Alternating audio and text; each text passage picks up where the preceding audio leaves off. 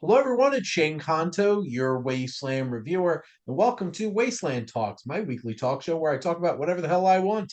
And my buddy Nick is back, and we're continuing our series going decade by decade and doing top 10 films of whatever decade we're doing. And we don't have our flower power attire on. We're not dressed like hippies, but it is the 1960s. But Nick, thank you so much for coming on. Well, thank you for having me, and hi, everybody. I definitely brought my hair with me from the 70s, though. Oh, there you So, go.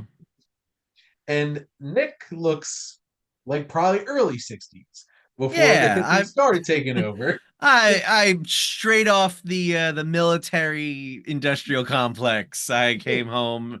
I'm war torn, and oh man, wait, this is pre-Vietnam, so the Korean War was hell.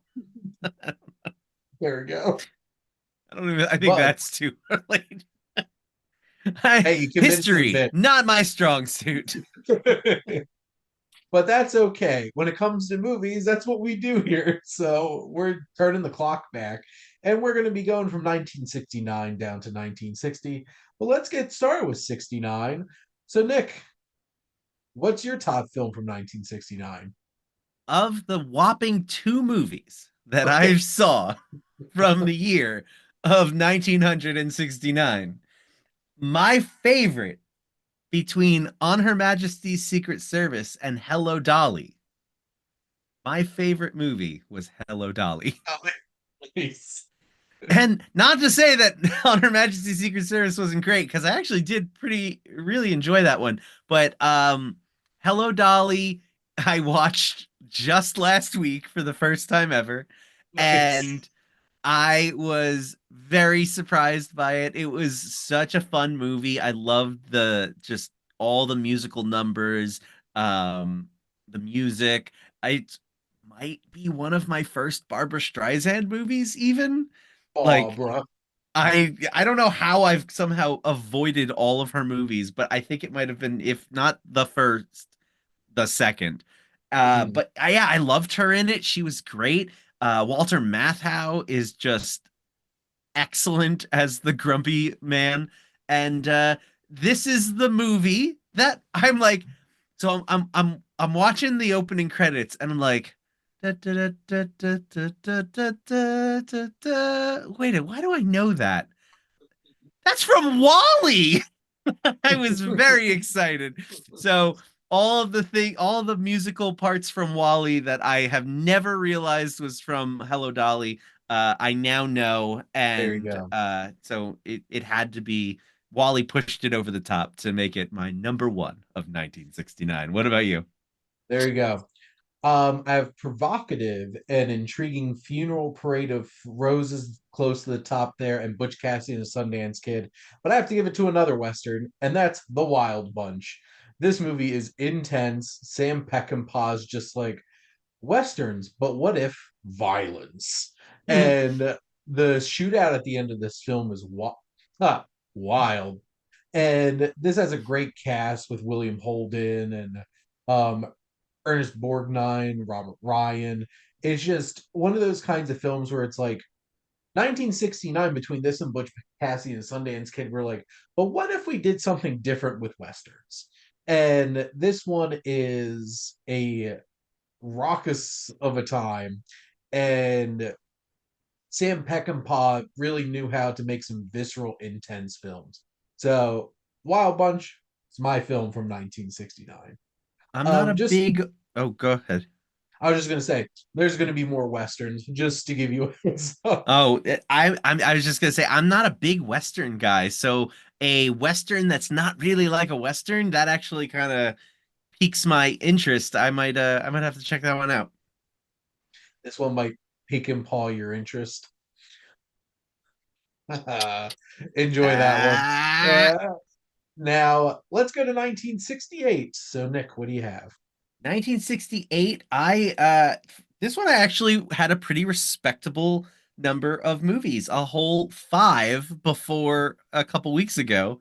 Nice. Um, I watched a couple new ones, and one of which was Bullet. Uh, Nice. I really enjoyed that one, but it just could not edge out my number one that had been sitting there for years because this is a movie that I saw when I was a kid because it was one of my mom's favorite, and also because I loved the TV show that came after it, and that would be The Odd Couple, starring Jack Lemmon and Walter Matthau, written by Neil Simon.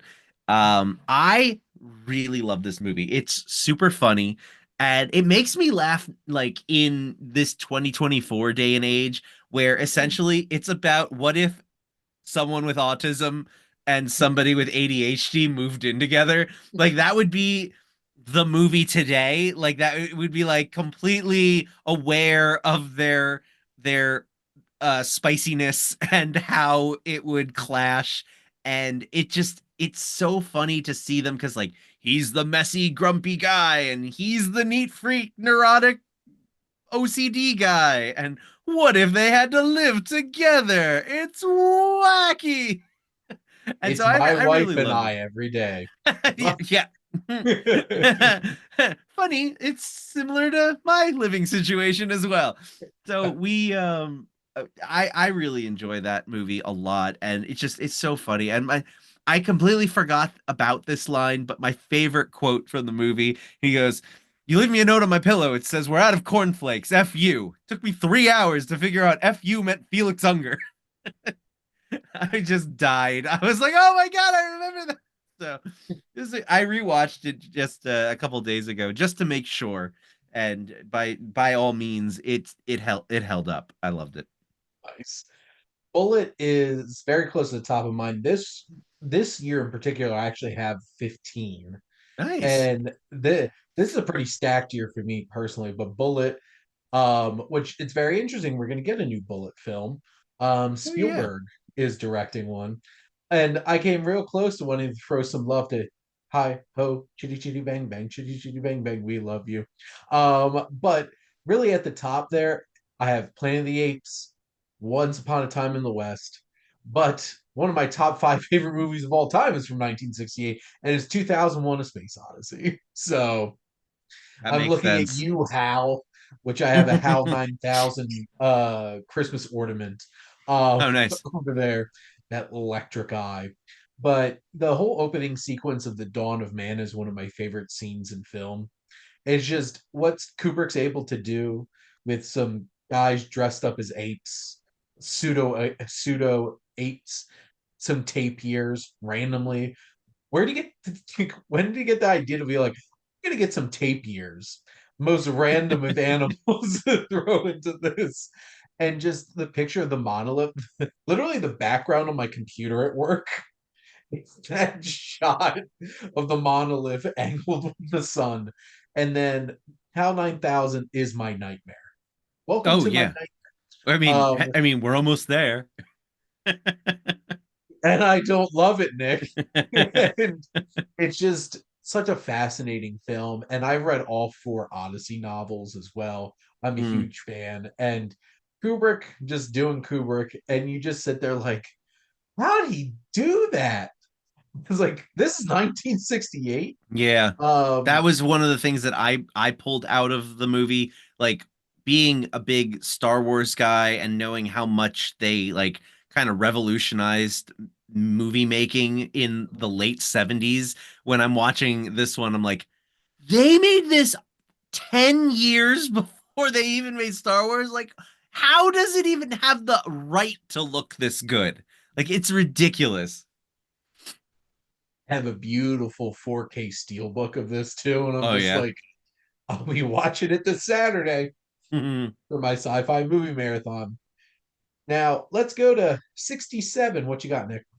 1967. This was a year where I I saw this movie for the first time last year and it's still like fresh in my mind. Like it was so much fun. I loved it. Um it it's the Dirty Dozen.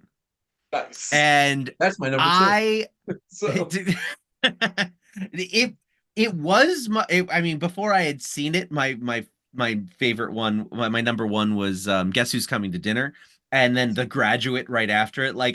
I've got like only bangers in this year that I've seen. But yeah, I saw The Dirty Dozen, and maybe it's not the most important movie of 1967, but it is by far like the most fun. Like this is a an action movie that predates all the action movies. It's a Suicide Squad that predates the Suicide Squad. Like this They group of literally guys. Yeah. homage the poster for the Suicide Oh Squad. yeah, So absolutely.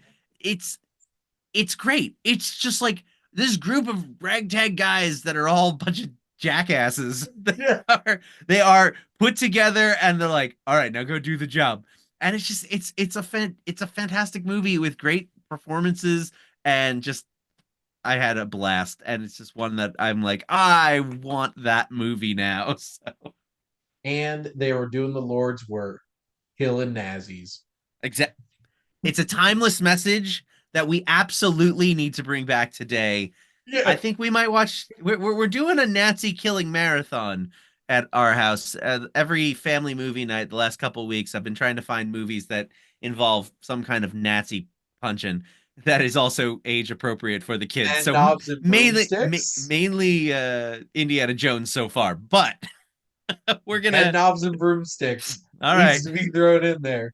Watching a bunch of Nazis get beat up by reanimated British military uniforms. all right, that Yeah, works. I've never seen that movie, so I'll take your word for it, and we'll it have to put it is. on. It is classic Disney live action musical with Angela Lansbury and of Oh, course nice. David Tomlinson because of course Okay. he was in it. So Well, you fantastic. had me at Angela Lansbury, but I'm definitely staying for the Nazi killing. There you go. But no, Dirty Dozen is fantastic. And this just, you have Lee Marvin, Charles Bronson, Cassavetes, Telly Savalas, and Donald Sutherland. Just Oh this yeah. cast is insane. And even just like Ernest Borgnine and Robert Ryan thrown in there too. And this is Jim Brown quit the NFL for this. Um, I did not know that. yeah, they were like, you need to report back to camp now, or you're out of the NFL. And he's like, I'm finishing this movie. And he's just like, Brilliant. which also, fun fact, all the commando elite, for the most part, in Small Soldiers are Oh voiced yeah. by members of the Dirty They Dozen are. You're cast. right. Yeah, except for Tommy Lee Jones. Now, if they Well, had Tommy Lee Jones in this too, that he would would have be been super amazing. young. Yeah, he My would have. God, he might have been young. He might have been like 42. I don't know. Like, I don't know if I've ever seen him that young. Yeah. My number one, though, is the producers. And one of I saw this in theaters for Oh, really? its whatever anniversary that would be. This was God. Did I see that 10 years ago? I might have seen that like 8 years ago in theaters. Oh, that hits weird. But I saw this and they had a whole Ben Mankiewicz interview with Mel Brooks beforehand. But like Nice. this movie is so ridiculous. So ridiculous. I saw it on And Broadway. It was great. oh, nice. It's just the power of Zero Mostel, aka the original Tevye of Mm. Fiddler on the Roof fame, and Gene Wilder is just exquisite. And all the character actors in this, whether it's Kenneth Mars, who is what's with the baby? Mein Führer didn't say what's the baby. And him as this Nazi who wrote this play, and then Dick Shawn as LSD baby. And I would literally pay money to go see Springtime for Hitler on Broadway. Right. I'm like, When I when we saw it on stage, they did a thing where they used mirrors at the top of the stage to show the the symbol so that everyone in the audience could also see it from above too. It was amazing. Like I'm like, "Oh my God." I would literally pay money to go see that show if they made it real. I that makes me sad that Mel Brooks never actually turned it Right? into a real musical. But this film is so funny and so provocative and weird. Like Zero Mostel's character, um, Max Bialystock having sex with a bunch of old ladies to get checks for his planes, and hold me, kiss me, hold me, kiss me. This movie's endlessly funny, and it's like 90 minutes. They packed Yeah, so much in here. And then Prisoners of Love, another great banger, which they're doing it again in prison. But I've always it's been a just, fan of if you've got it, flaunt it. yeah, if Like you've got it, whenever flaunt it. whenever something in real life allows me to use that line, I just be like, well, when you got it, flaunt it. So There you go. this show is it's timeless. And I I gotta be honest, I don't hate the remake. I don't love the remake, but I don't hate the remake. I think they just went a little overboard with some of their celebrity stunt casting, but otherwise, I like Matthew Well, Broderick and which Nathan Lane. they're fantastic. The two of them were perfect. The Will Ferrell of it all being, Hmm. which, like, that makes sense, honestly. If you're gonna pick a Kenneth Mars of today, it probably Right? would have been. Actually, you know what? I kind of wish it was John C. Riley. And Oh, that would have been so much better. Yeah. well, unfortunately, that's why, from what I understand, why Will Ferrell and Adam McKay aren't friends anymore, because Adam McKay did pick John C. Riley for that LA Lakers show Oh winning no. season, because apparently Will Ferrell wanted to play Jerry Buss, and he's like, "No, I'm picking John." Oh no. That's awful. What? Awful. How badly does John C. Riley feel that he broke up a friendship? I don't know. But what God, are we Riley, with he must without Gary hate those guys. Sanchez? For Gary Sanchez Productions. Um, but no, that I think John that would have been hilarious. And Yeah. why did Uma Thurman get cast in just such a random I role? mean, because she's Uma, Jerry. Uma. Uma. Alrighty, 66 pickup Not sticks. What do we got next? 1966. This one's gonna make you mad because of the three movies I've seen, my least favorite movie of this year is The Good, the Bad, and the Ugly, which I'm probably gonna guess is up there My for number you. one. Yeah, We're I figured as gonna much. talk about it in a minute. I I only saw it like 3 years ago for the first time. I'm not a Westerns guy, and I absolutely despised it after. And I watched all three. I watched the trilogy, Well, you're gonna and get I more coming your I way really soon. liked the other two. And this one, I was just like, I don't get why everyone loves this movie. But but I mean, of the three movies I've seen from this year, so then my number two is Dr. Seuss's How the Grinch Stole Christmas, Christmas. which means my number one movie of 1966. I guess do we have any sound effects or bam, whap, boing? Some days you Ow. don't know what to do. Punch. You just can't get rid of a bomb. Yep. Batman the movie. You have your This shark repellent. I have my shark repellent bat spray. And you know what? This movie is fantastic. I remember where I was and how old I was when I first saw this movie. My dad rented it from Blockbuster, and he goes, "You guys are gonna like this." And he just puts it in. We're watching it in the basement, and we're just like, "Oh my God!" Like we were dying because like we were Batman '89 kids. Like we had only ever seen Batman '89 and '92 because Wow. yeah, it was like I think it was right after this because we watched Batman Returns. My dad went and he rented this one. And we also I think that was right around the time the animated series started. So like we were watching that. So we only knew of dark gritty Batman. So when Batman is running around with a bomb and trying not to kill nuns and ducks and is hanging out of a helicopter with a shark, a fake ass shark attached to his leg, or is doing his classic Adam West.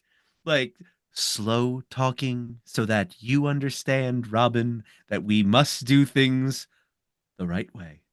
Yeah. Like it's so perfect. Like they literally turned the United Nations into powder and then reconstitute them by adding Do it water. wrong and then are just like it just, He's like, let's sneak out the side door, Robin. Just quietly going away. yeah. I love it. It's so goofy and silly and fun and hilarious. And it's like a must watch for anyone who claims to like Batman because you don't like Batman if you've never seen 1966's I want to Batman. have Adam West Batman's ability to solve riddles because the Oh, and logic Burt leap, Ward. the logic leaps they made to solve that riddle, Was it a banana ridiculous. with a handgun or something? It's like, Just how did you come to that conclusion? stupid. And And why would that be the answer? and the fact that they got Joker, Riddler, Penguin, and Catwoman all in this movie. All the same movie. It's the most ambitious crossover of all time. Yep. And also, I distinctly remember seeing the DVD, which I own, and looking at this and like, wow, this looks like this because it's like a black cover with a big red Batman logo. Oh, you have And that one? yeah, The and I'm DVD like, I have has the two of them standing there. well, it's the weirdest thing because I look at this, I'm like, this looks like a cool, gritty Batman. And then you look at the back, it's just like him in a No. leotard. It's like that is a bad cover to represent what this movie is. Yeah, yeah, Well, I love the good, the bad, and the ugly. It's one of my top 10 favorite movies of all time. yeah. The cemetery scene at the end is one of the greatest feats in all of filmmaking and editing. And God, that Ennio Morricone score, whether it's the theme, Ecstasy of Gold, or Triello, the song that plays during the Mexican standoff at the end. And God, the trio of them, Lee Van Cleef is so evil. Clint Eastwood is so damn cool. And Eli Wallach is the most devious bastard in all the Old West. Uh, and just this film is just incredible feat of filmmaking. And Sergio Leone only made bangers. That's all he did. And then America couldn't handle it when he wanted to make a 4 hour gangster epic.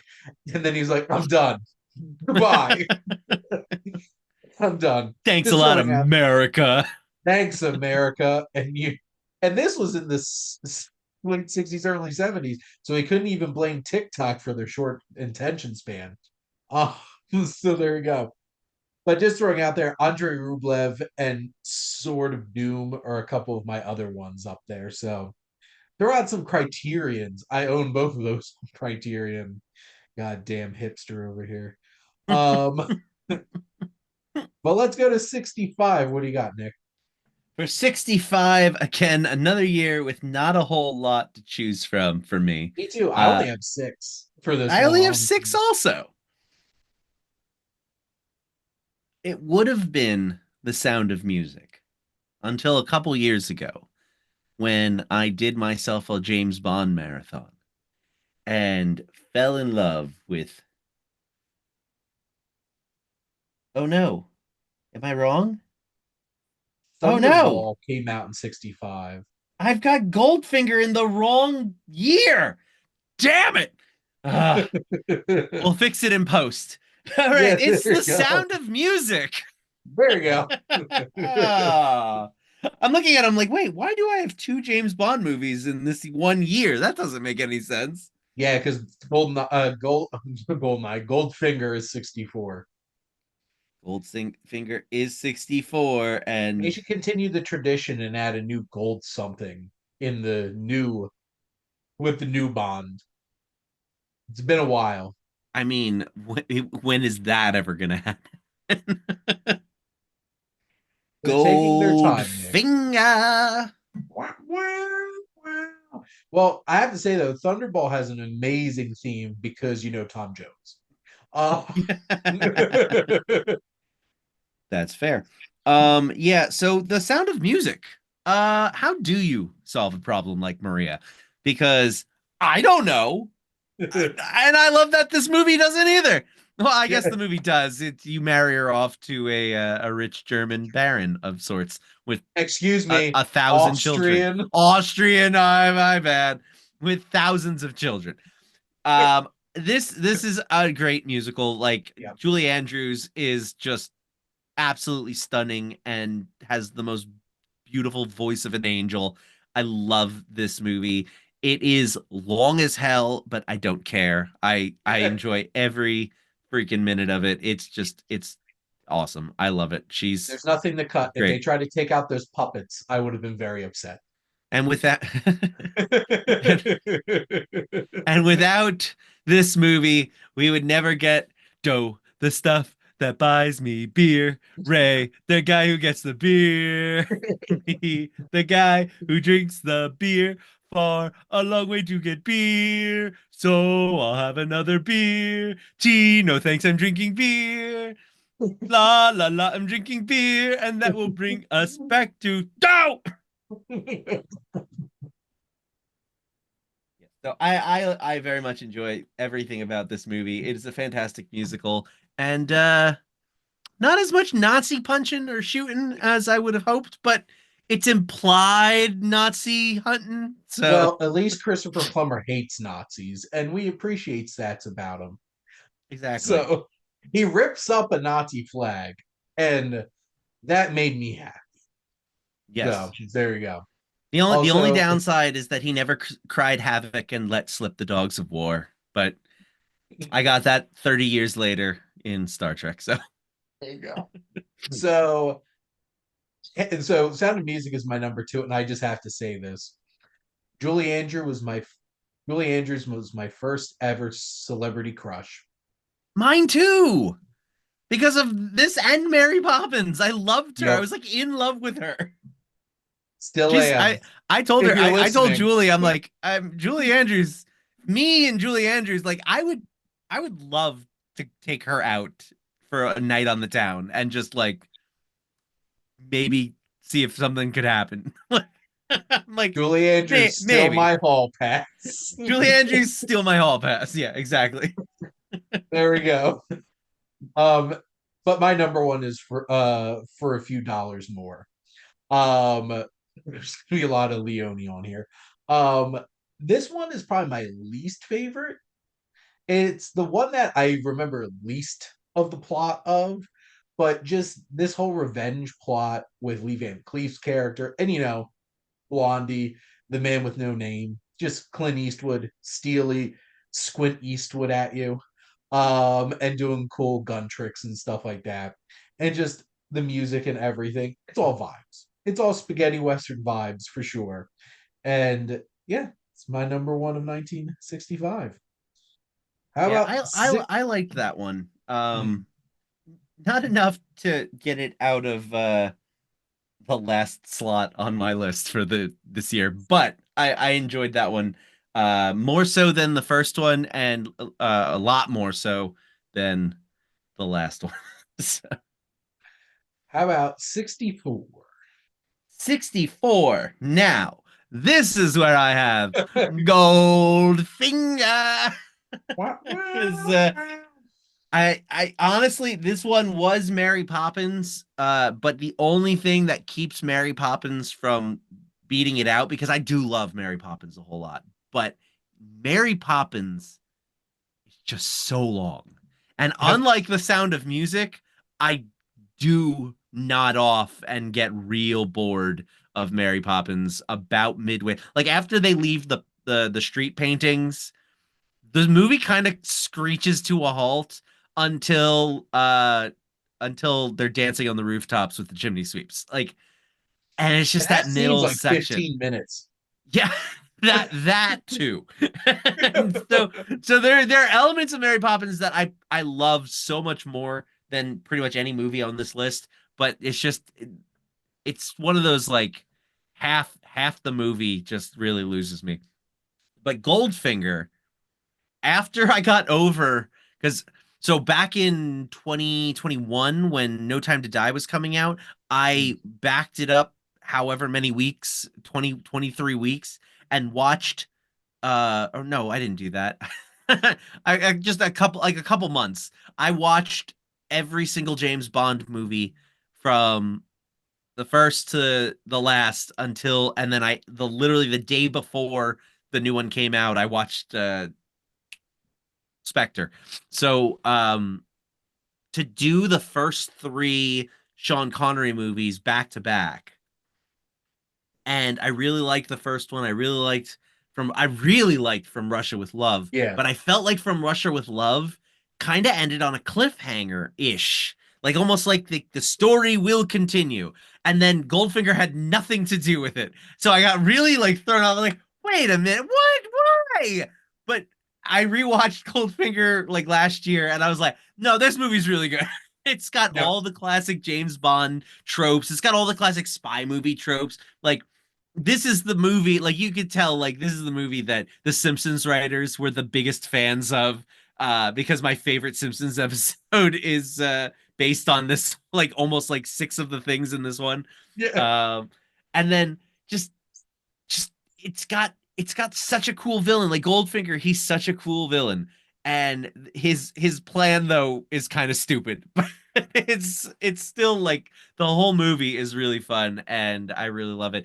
Except for the brief moment of potential sexual assault that takes place in the movie with James Bond and the lead female character. I did not love that. And I also didn't love people trying to defend that scene when I was like, I didn't really love that. And they were like, no, well, I mean, it was the time and he was fine. She didn't do it. And I'm like, sounds like you're making excuses for James Bond here, and I don't like it. So, like, that one icky bit of the movie aside, the rest of the movie is really The great. only thing I'm gonna say is James Bond is a piece of shit. James Bond is a real piece of shit. And that's the important thing to remember is that we're not supposed to like No, I think we are supposed to like him. I think that is the problem. because like he is not a good human being, No. but he's that oh it's Sean Connery. And honestly, that's probably the problem. And most Yeah. people are just like what most men at that time wanted to be Sean Connery. Yeah. And now it's like I ex- I expect you to think I want to talk. It's like, no, Mr. Bond, I expect you to die. Hmm. Barrett Frobe didn't speak English and just memorized all of his lines for this movie, which is wild. I did not know that. That's Yeah. crazy. Yep. Wow. Because he's German and only spoke German. And then Wow. Honor Blackman, such a cool name. And then was saddled with Pussy Galore. And this is just like, Yes. Pussy galore. and in the Indeed. book, she's considerably actually an out lesbian, Oh. which then the fact that Bond turned to Yeah. straight, I'm like, what's this chasing Amy?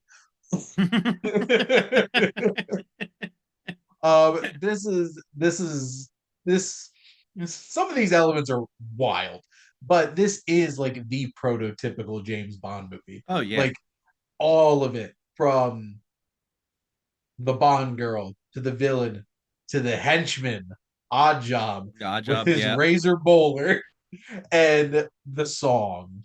Mhm. Surely as he's just iconic theme at this point. But so Mary Poppins was my number two. Oh, But my nice. number one is Doctor Strangelove and how I learned to stop worrying and love the bomb. That's one that I need to rewatch because I only saw it the one time and was like, I don't know if I get it. I remember watching this for the first time and like this was supposed to be funny. And now I watch it, I'm like, my God, this is hilarious because we're living this shit. Yeah. Yeah, Because maybe a rewatch now, I will get it a little bit better. like this cast is amazing. Like Peter Sellers as Mandrake, who is a super British RAF captain, and then you have the president. It's like, come on, men, there's no fighting here. This is the war The war room. room. Um, Dimitri, what do you mean? I'm calling you for your help, Dimitri. He just sounds so sad. And I love me some George C. Scott. And he is going so crazy here. It's like, we cannot have a mind, chop chop. And just like all of it. And Sterling Hayden. And of course, Slim Pickens riding the bomb, man. And of course, Doctor Strangelove himself. My Sarah, come on.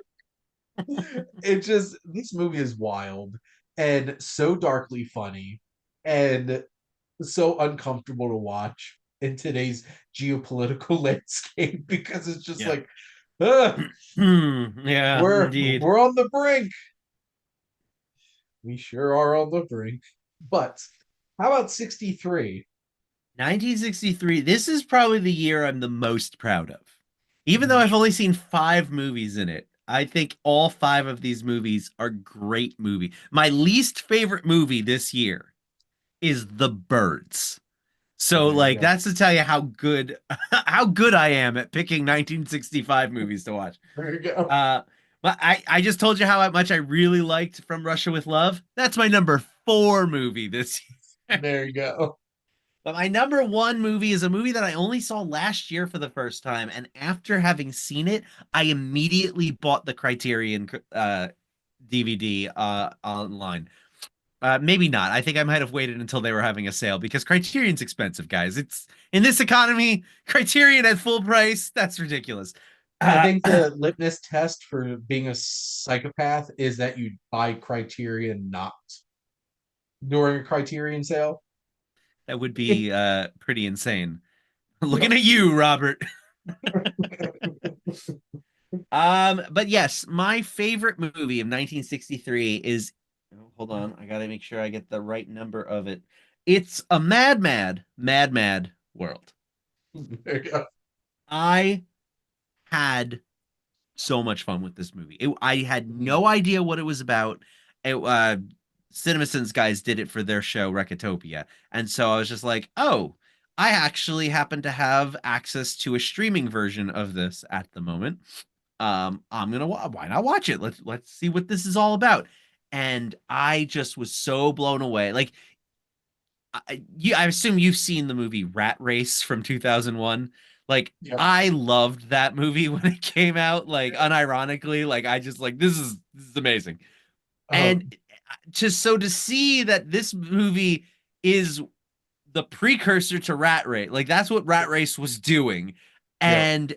and you would think that loving the modern version of this movie so much would make me go, oh well, I see the issue. Like, yeah, the whatever. No, this movie so funny, even for its time. Like the jokes are hilarious, the slapstick of it, the physical comedy, as well as the jokes that are going on. Like, Mm. I love the interplay between these characters and how at first they really are just trying to do it like equally and equitable so that everybody gets their own fair share. And just the longer they try and figure that out, the worse it gets until they're just like, all right, well, let's go. And then they're all just kind of like watching each other as they're slowly driving the 1 lane road. And then it just devolves into madness. And it's Madness. just so amazing. And it is a little long, this movie, but it it usually doesn't lose you. Like the pacing is decent enough where even if it does slow down for a minute, it picks right back up. Like it'll jump to somebody else and like it'll just keep going. And then just by the time you get to the end and they're climbing that building and then they're all on the freaking fire truck ladder and I'm just like this movie can't get any more bananas and yet here we are. Like it was so amazingly goofy. I loved it. It was perfect. If you have not seen It's a Mad World, dear viewer, Mm. please go see it. You have if you have 15 minutes to read through the cast list, Right? This It'd be actually movie. shorter if you read the list of people who weren't in this movie who were acting at the time. There you go. It's wild, the cast of this. And I think it was this movie is the reason why I realized I get the joke from Tommy Boy about was it specifically where he's like, are you a fan of Buddy Wackett? Because I didn't know who Buddy Hackett was. Buddy. But now I do because of this movie. There you go. But just like the insane amount of star power in this movie, and even just the cameos. Oh yeah. The Three Just Stooges, two, or I guess two of the Three Stooges, depending on which version you watch. yeah, there you go. Now I have From Russia with Love pretty high up there, high and low, from Akira Kurosawa. But my number one is The Great Escape. Ah, still And on my list of shame. I have watched this movie since I was a kid with my grandpa, and who was a World War II veteran. And speaking of a movie with an insane cast, Steve McQueen, James Gardner, Richard Attenborough, James Donald, Charles Bronson, Donald Pleasance, James Coburn, and more and more and more and more and more. And they it isn't historically accurate. They had to add Americans into this for American audiences because this was just a camp for British soldiers. But like, Steve McQueen. Just the Naturally. whole entire, this movie is the chicken runs first like I 10 was minutes. Of I was just gonna say, like, this is the one with the chickens, right? and just the star power, the tension, the whole entire escape plan and everything. And then this has such a somber third act, seeing all these characters desperately trying to make it out, and not many of them do. And it's a Yeah. pretty harrowing experience by the end. But this is such an impressive film, and also the music, A plus for sure. The score. All right, we got a few more. How about 1962? 1962. Now, this is a year that I have to say, three of the four movies I watched this past month. There we go. One of the movies I watched actually back at Halloween. I don't, have you ever heard of Carnival of Souls? Yes. I watched that on the recommendation of a friend and I didn't hate it, but it was definitely not for me. But so I made it a mission to watch a few more 1962 movies, and at number three we have The Music Man, which I loved, which and I'm also convinced that that's Conan O'Brien's favorite musical, like based on The Simpsons. That like oh my god, it's impossible to watch The Music Man, having seen as many episodes of The Simpsons as I have, and not find the movie to be extra funny because of all of the references that The Simpsons do from that There movie. you go. And then also Shapoopy from Family Guy. And then I watched To Kill a Mockingbird for the first time. Boy, that movie's outstanding. Yep. But unfortunately for those movies, I also got to see uh, a re-release of Lawrence of Arabia in theaters thanks to Fathom Events. And holy crap, is that movie as good as everyone says it is? Like this is one of those movies where you get so hyped up by it, like Lawrence of Arabia, one of the greatest films Mm. ever made, and you're just like, all right, it's like 3.5 hours long. I don't know about that. And you go, there's no way it's ever going to live up to the expectations set forth by the last 60 years of people saying it is the greatest, one of the greatest movies of all time.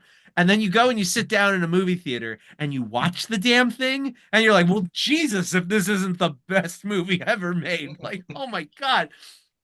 It's just so compelling. And everything about it, especially that first half, like, oh my gosh, like I was glued to the screen the Mhm. entire time. And then the second half is not my favorite of the movie, but like still it's like I when we saw Oppenheimer and I after the bomb goes off, I looked at my watch and I was like, there's still an hour left of this movie. Mm. And then that second hour that hour left was still like probably my favorite part of the movie.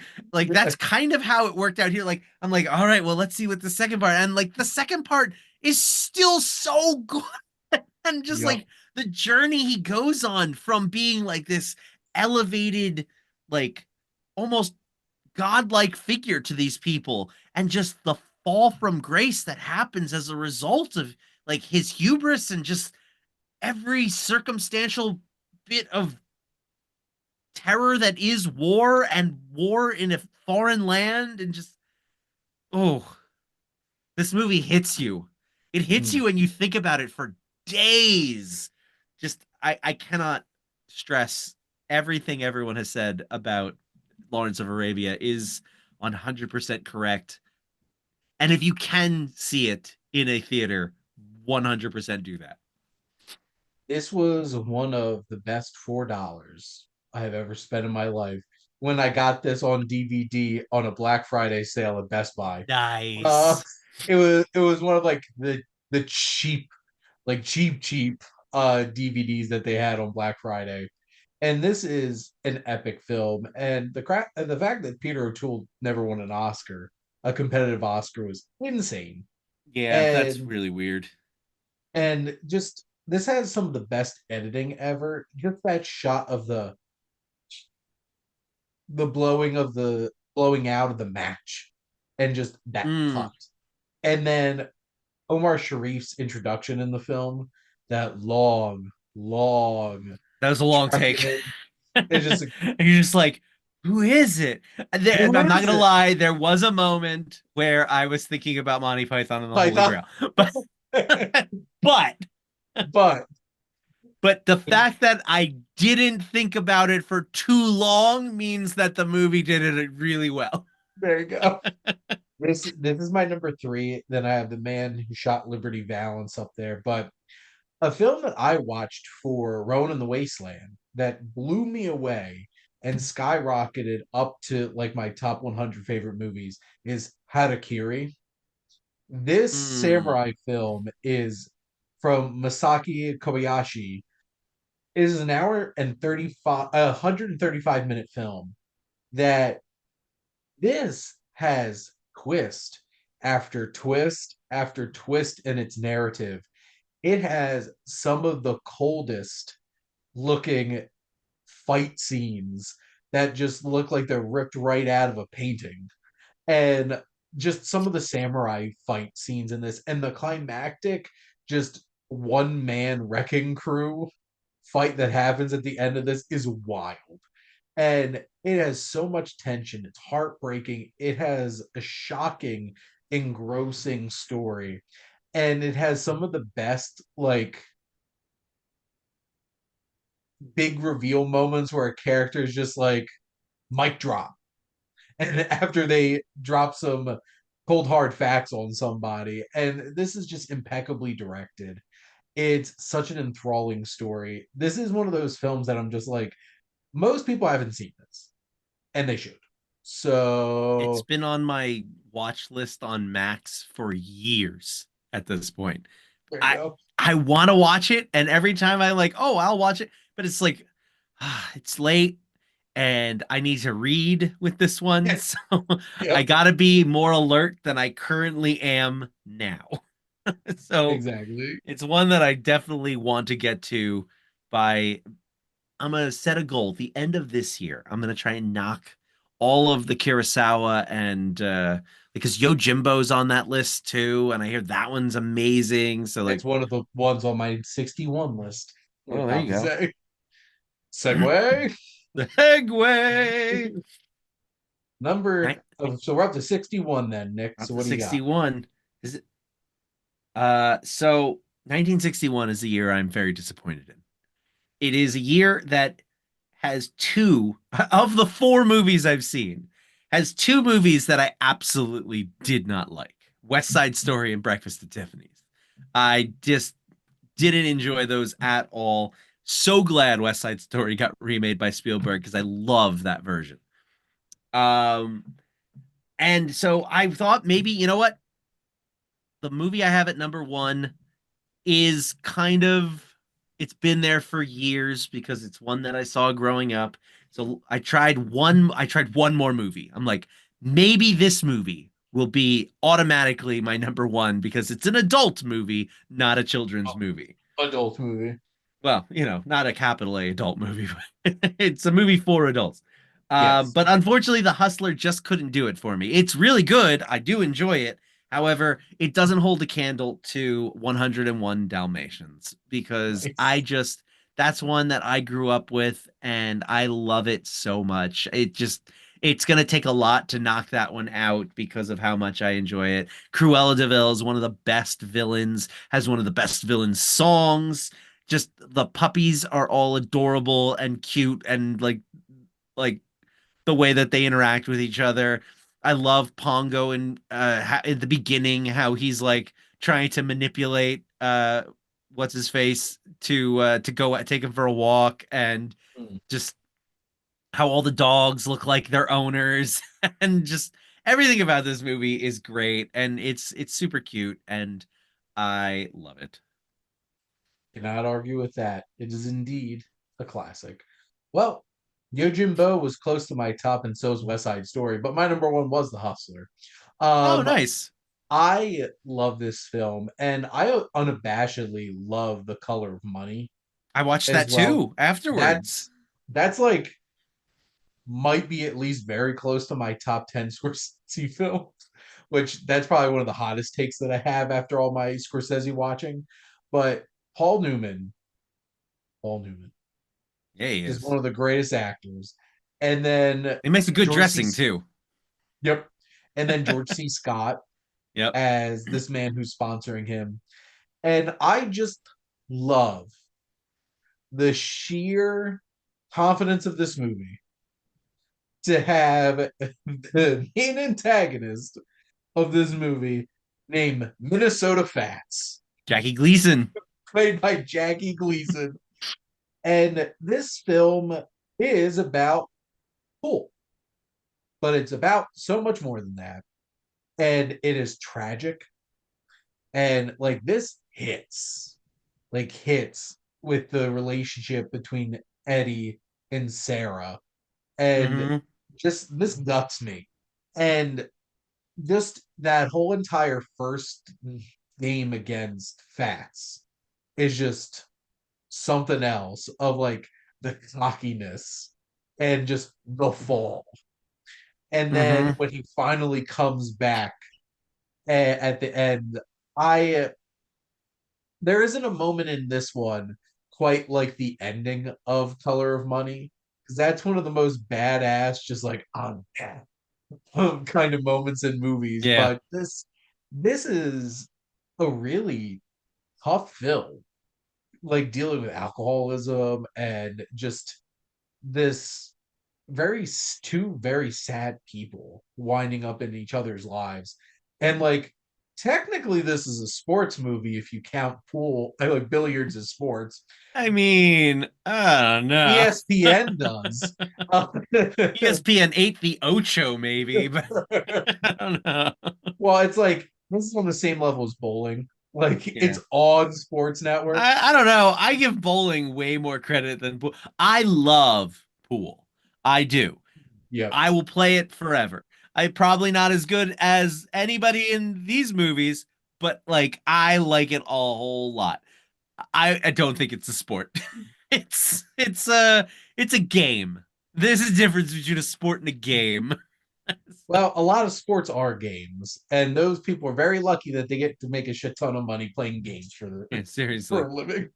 But this, but we got to include these on our sports list. We need room for Kingpin on there as one of the Oh, top sports movies. fun story. Kingpin, one of the only movies that I have never finished. I was so just not into it that I was like, you know what?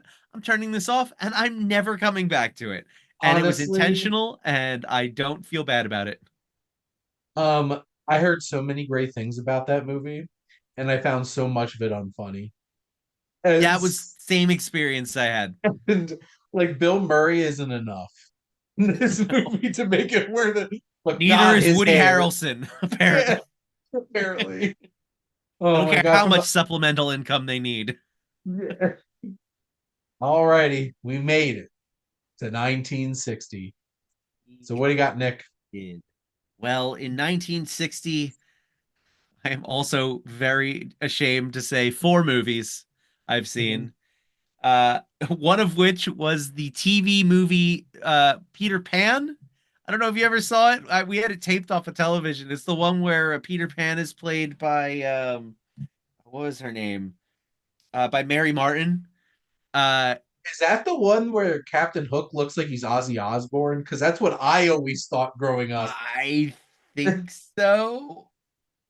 Cyril Richard plays him. I don't remember. I honestly don't remember a whole lot I about had it. that on VHS. I We used to we watch we that a had it lot. taped off a TV, and it was one of those like like when I was like 15 years old, I couldn't even tell you if it was even a real movie. Like I don't even know where it came from. But yeah, Yep, that one's this is it. yeah. And indeed, he looks, at least in my childhood mind, I remember him looking just like Ozzy Osbourne. And I thought it was. Because I didn't realize this came out in 1960 and Ozzy Osbourne was probably. It was an old one. So yeah, I had two on here that I think are absolutely great. My number two is Psycho, but my number one is, if I'm not mistaken, another Paul Simon script. I think you could probably correct me if I'm wrong, but it is directed by Billy Wilder and starring Jack Lemmon, and it is The Apartment. The Apartment. And man, I saw this movie only maybe about 5 years ago for the first time, as I was trying to knock off my list of shame, and boy, it just so good. Yep. I love, like, Jack Lemmon is so good as like a sad sack character. Like he Yes. plays sad sack so well. And just I loved how everyone was just taking advantage of him left and right for his, and then the idea that in 1960 that this was the premise of a movie where guys paid him to have his apartment for some time so they can hook up.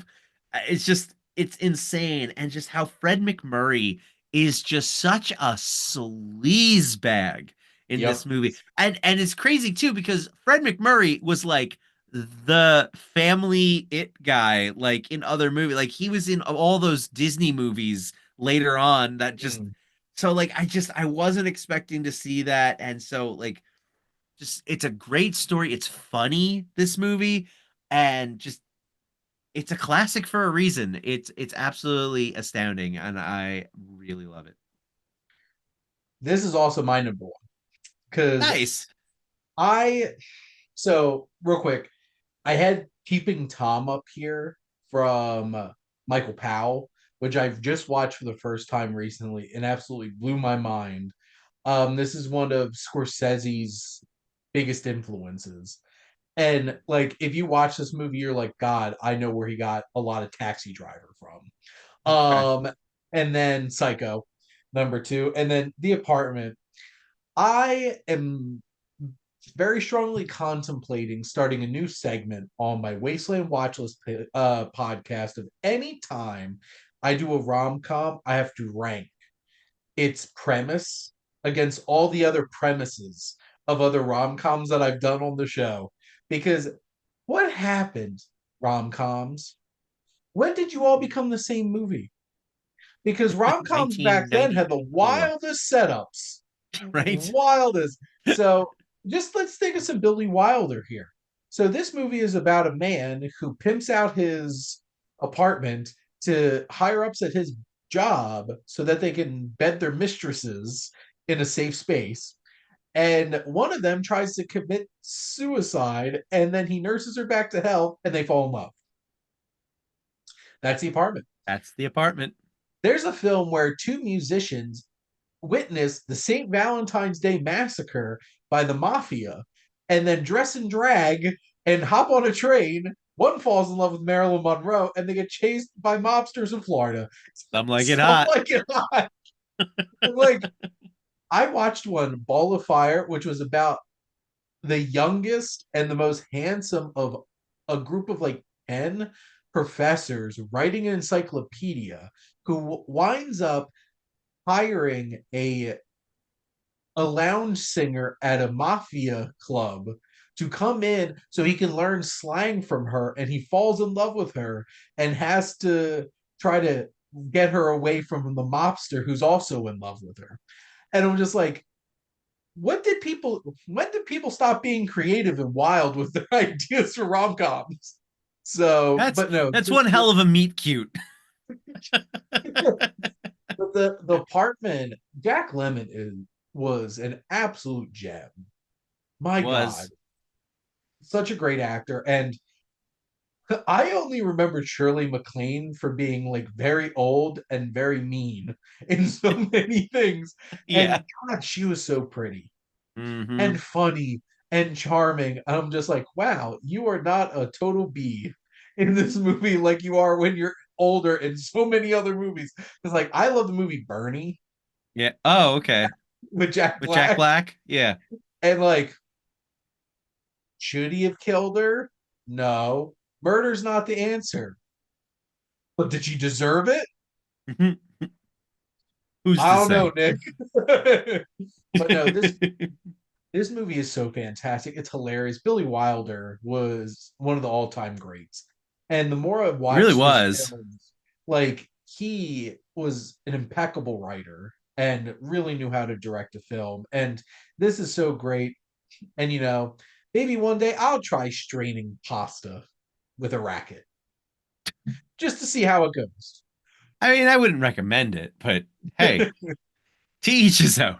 To each their own. I'm not gonna yuck your yum on that one if you want. But that is the 1960s.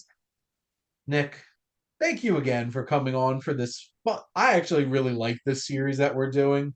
We might have to wait some time to do the Yeah. 1950s, but that's okay. As of right now, I have officially logged two movies in the 1950s. Just, oh no, I'm sorry, three movies. There we go. Three movies in the 1950s. How about that? Got some And I work can to get do. and I can guarantee you my number one film of 1959 might just be as long as all three of those combined, Oh, depending on here's a what. question for you. I think we've done this in the past. Of all of these years, which of these number one movies would be your number one of the decade? Oh, it's 2001: A Space Odyssey. Oh, Um, okay. that's an easy. Well, that's like my number four favorite movie of all time. So that was an easy one for me. That's fair. Um, and then The Good and Bad and the Ugly is a very close one, but some of these years really stood out. Like 68 really stood out for me because 2001: A Space Odyssey, Once Upon a Time in the West, and Planet of the Apes are all in like my top 100. So, Planet of the Apes was my number three of that year. Yeah, that's a good year. how about you, Nick? I'm waffling between The Apartment and Lawrence of Arabia. Like, do I go with my heart or my head? Like, I The Heart, Lawrence of Arabia is by Osborne. far the best movie of that decade that I've seen. But I think The Apartment is the one that I enjoy the most. Although, give it another couple watches, and it might be The Dirty Dozen. So we'll see. That one's fantastic for sure. Oh, well, Nick, thank you again for coming on and talking Thank you for movies. having me, sir. I appreciate it. And thank all of you out there for always tuning in and supporting your Wasteland Reviewer.